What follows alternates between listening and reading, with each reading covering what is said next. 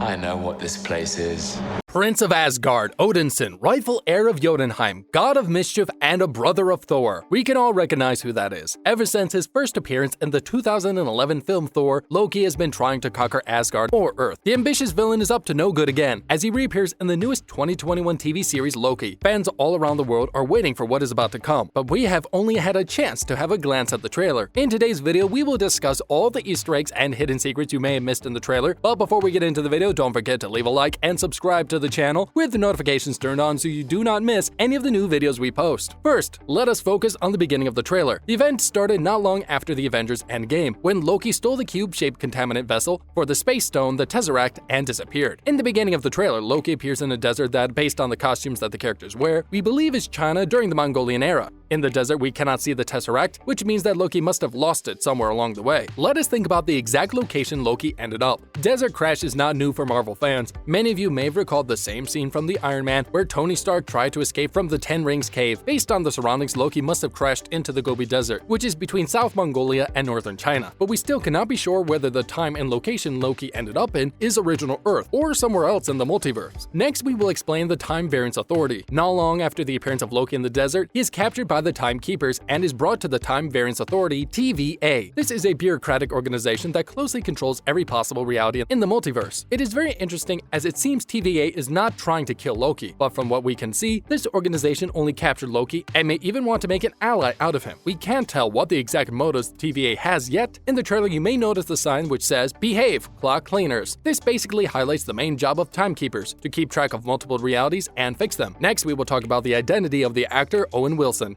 We find this new character capturing and interrogating Loki. This character goes unnamed on the screen, but from the subtitles we can tell that this person is Mobius M. Mobius. Does it ring a bell? Mobius M. Mobius is not a very famous Marvel character, but we did see his appearance in Fantastic Four. In this reality, Mobius M. Mobius works as an immediate class bureaucrat for the Time Variance Authority. It is safe to assume that Mobius M. Mobius already knew what kind of person Loki was, saying, "We both know that you love to talk." You may wonder, how is the TVA able to control Loki? We have seen in the past that Loki is capable of doing many horrible things, but he is very, very powerful. So how are Timekeepers actually able to keep the god of mischief under control? In the trailer, you may have noticed the heavy necklace around Loki's neck. The necklace has the red shining dot, which suggests that it may actually be a bomb collar, which will explode if Loki tries to escape. It is also easily noticeable that he does not use his power while wearing the necklace, which means that the collar may also be able to halt his abilities, making him much weaker and more vulnerable. Next up, we'll discuss the identity of the mysterious hooded figure in the fields. This figure showed up a couple of times in the trailer. In his first appearance, he was standing in the field and the mist was surrounding him, so it was impossible to identify who he was. In that scene, this figure drops the lantern and attacks the Timekeepers from the TVA. It's not hard to tell that this person is the main villain, but who is it? Who could it be? It could even be Loki from another multiverse, or it could be an anti-hero version of any Marvel superhero. We will have to wait for the show to find out. Now, we will discuss the identity of actress Gugu Mbatha-Raw. Marvel already confirmed that the character of a high-ranking timekeeper at the Time Variance Authority named Judge Renslayer will be played by Gugu Mbatha-Raw. We don't know much about her. She makes her first appearance in a courtroom where Loki is taken. Renslayer is forced to fight Loki after he tries to escape from the courtroom, so it's safe to say that she's very strong and influential. Next up, we will take a look at the three-faced statue of the Time Variance Authority. We can see the statues of these figures 2 times in the trailers. These faces first appear in the courtroom behind the high-ranking TVA executive, Judge Renslayer. We cannot say for sure to whom these statues belong, but we do have some theories, as these figures are built on the exterior of the TVA building. It is a possibility that they belong to the founders of the TVA. There's also another fan theory. Some of you may be familiar with the three-faced cosmic being known as the Living Tribunal. The main purpose of this entity is to keep the balance between different realities of the multiverse. Knowing the TVA's role in Marvel, the theory of the Living Tribunal sounds more appropriate, don't you think? Next, we want to focus your attention on the supermarket called Rock's Cart. There was a scene in the trailer where the members of the Time Variance Authority went on a mission in a supermarket with the name Rock's Cart. Loki was also there. It seems it was his first mission in the TVA, which would give him a good opportunity to find out more about what the organization does. The main Easter egg in this scene is hidden in the name of the supermarket. Does it ring a bell? Rock's Cart? Rock's Con? The Rock's prefix just stands out too suspiciously. This hint may indicate that the Rock's Cart supermarket belongs to the Roxconn Energy Corporation, an organization that is so popular in Marvel world and familiar to all fans. Now, let's talk about the church scene. There is a scene in the trailer where Mobius and Mobius approaches a young girl in church. church. The girl gives something to Mobius, but it's not the main thing in the picture. There was a glass window behind those two, and there was an anvil depicted on the glass. This could mean a couple of things. First of all, as this is an alternate reality, churches may have a different figure to worship. People may be worshipping devils instead of gods. This figure could also be Mephisto, who is the extra-dimensional demon. What could this actually mean? Is this reality an alternative past where Mephisto rules the world?